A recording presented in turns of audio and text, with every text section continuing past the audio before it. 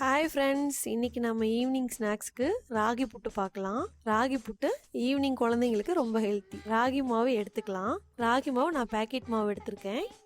நீங்கள் கடையில் வாங்கி அரைச்சி கூட பண்ணிக்கலாம். அடுத்து நம்ம நல்லா சலிச்சுக்குவோம். நல்லா மாவு சலிச்சுக்கணும்.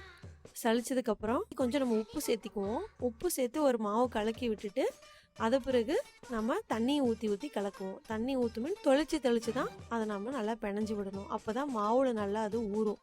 கொஞ்சம் கொஞ்சமாக நமக்கு தேவையான அளவு தண்ணி தெளித்து பிணைஞ்சி பார்ப்போம். இப்போ ஓரளவுக்கு மாவு ரெடியாக இருக்குது.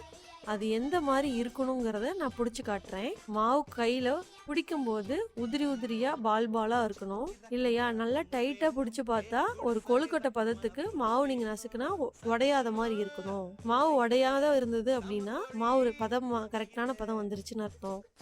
அடுத்தது நாம் இட்லி சட்டி எடுத்துக்கிட்டு அதில் தண்ணி ஊற்றி வைப்போம். இப்போ நம்ம இட்லி பாத்திரத்தில் ஒரு துணி எடுத்து காட்டன் கிளாத்து தண்ணியில் நனைச்சி அந்த தட்டு மேலே விரிச்சு விடுவோம்.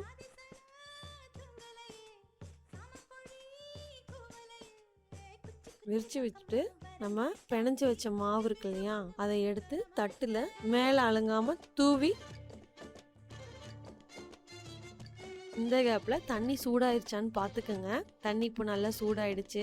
இப்போ 1 by 1 நம்ம போட்டு வச்ச மாவை தட்டத்தை எடுத்து உள்ள வைப்போம். ஒரு 15 மினிட்ஸ் வெயிட் பண்ணலாம். அந்த 15 மினிட்ஸ் கேப்ல நம்ம தேங்காய் திருவ ஆரம்பிச்சிடலாம். நான் ஃப்ரெஷ்ஷான கோகோனட் தான் எடுத்திருக்கேன். நமக்கு எவ்வளோ வேணுமோ அவ்வளோ போட்டுக்கலாம். எவ்வளோ தேங்காய் போட்டாலும் நல்லா டேஸ்ட்டாக இருக்கும். நாட்டு சர்க்கரை எடுத்துக்கலாம். இப்போ புட்டு ரெடியானது ஓப்பன் பண்ணி பார்ப்போம். ஓரளவுக்கு நல்லா வெந்துருச்சு, நல்லா ஆவியும் வருது. இப்போ நம்ம பாத்திரத்துக்கு மாற்றிக்கலாம். மாவு நல்லா உதிரியாக வந்திருக்கு பாருங்க. இந்த பதம் இருக்கணும். அப்போ தான் மாவு நல்லா வெந்துடுச்சுன்னு அர்த்தம். இதில் நாட்டு சர்க்கரையை நம்ம போட்டுக்குவோம். உங்களுக்கு எவ்வளோ இனிப்பு வேணுமோ அதுக்கு ஏற்ற மாதிரி இனிப்பு சேர்த்துக்குங்க. அது கூட திருகண தேங்காய் துருவலையும் சேர்த்திக்கலாம். நல்லா சேர்த்து நல்லா கலக்கி விடலாம். நல்லா மிக்ஸ் பண்ணுங்க. அதில் கட்டியாக இருக்கும், அந்த கட்டிகளை உடச்சி விட்டு நல்லா தேங்காய் நாட்டு சர்க்கரையெல்லாம் ஈவனாக மிக்ஸ் ஆகிற மாதிரி கிளறி விட்டுக்குங்க. இந்த அளவுக்கு இருக்கணும். அப்போ தான் சர்க்கரை எல்லா இடத்துலையும் நல்லா பரவலாக இருக்கும். இப்போ ஒரு 2 மினிட்ஸ் வெயிட் பண்ணுங்க. அந்த சர்க்கரை அந்த சூட்டுலேயே ஓரளவுக்கு நல்லா எல்லாத்தோடனா கலந்துடும். இப்போ நம்ம பாத்திரத்துக்கு மாற்றிக்கலாம்.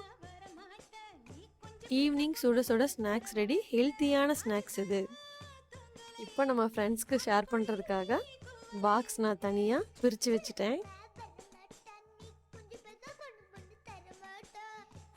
இதை நாம் மட்டும் சாப்பிடாம நம்ம பக்கத்தில் இருக்கிறவங்களுக்கும் சேர்த்தி கொடுத்து ஷேர் பண்ணி சாப்பிட்லாம்.